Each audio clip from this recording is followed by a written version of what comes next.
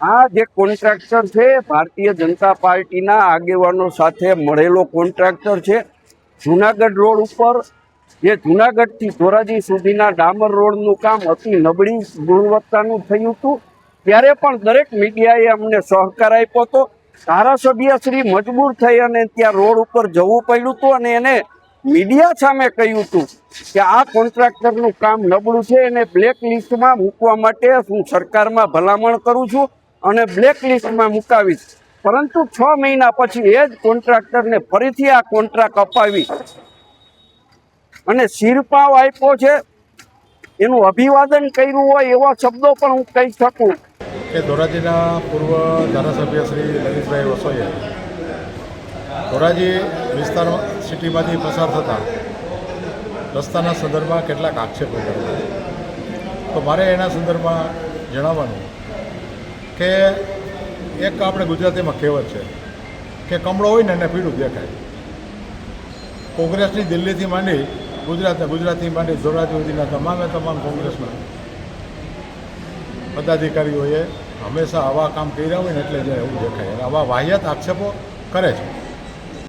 ધોરાજીમાં government of Gujarat state હાઈવેનો જે road પસાર થાય છે, રોડ ઉપર સિમેન્ટ રોડનું કામ ચાલુ હતું.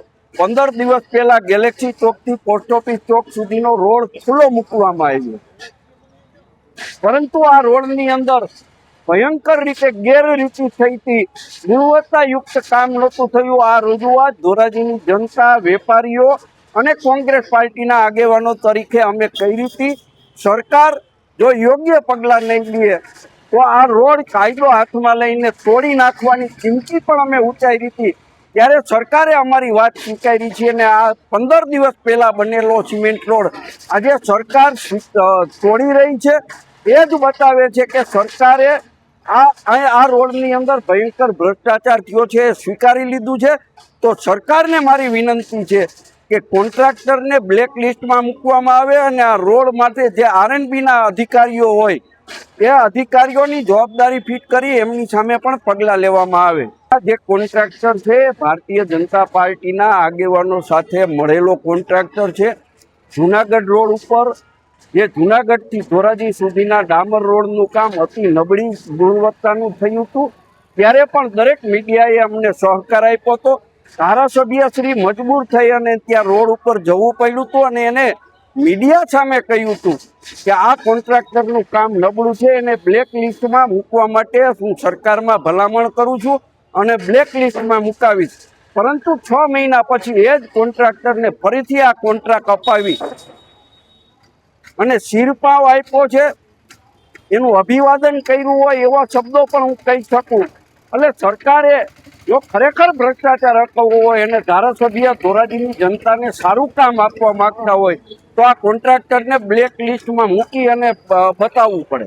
ડૉક્ટર મહેન્દ્ર પાડલિયા, ધારાસભ્ય ધોરાજી ઉપલેટા વિસ્તાર. કેટલીક ચેનલો દ્વારા મને જાણવા મળ્યું કે ધોરાજીના પૂર્વ ધારાસભ્ય શ્રી લલિતભાઈ વસોઈએ ધોરાજી વિસ્તાર સિટીમાંથી પસાર થતા રસ્તાના સંદર્ભમાં કેટલાક આક્ષેપો કર્યા.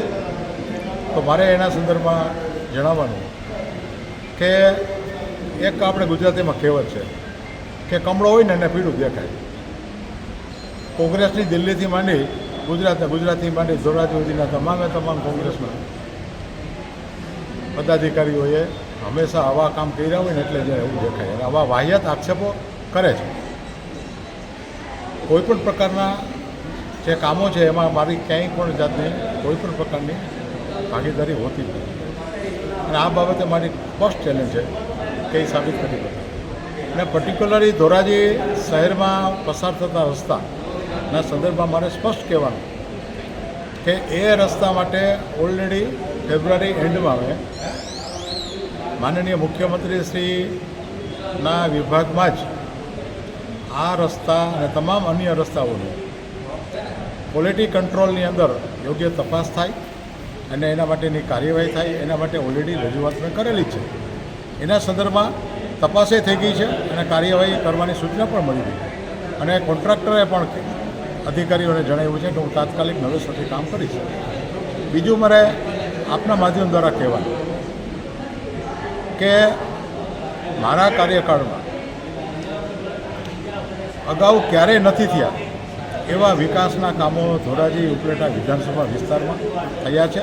લગભગ 600 કરોડથી ઉપરના કામો થયા છે. અમુક કામો પાઇપલાઇનમાં છે.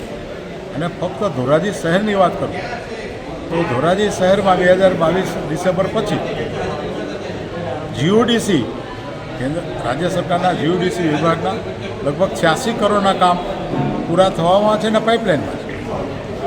બીજું વીટીવીના માધ્યમ દ્વારા હું કહેવા માગું છું કે ધોરાજી શહેરમાં નગરપાલિકાના લગભગ 25-26 કરોડ ઉપરના કામો પૂર્ણ થવામાં છે અને હજી નવા 25-26 કરોડના કામો મંજૂરીમાં છે.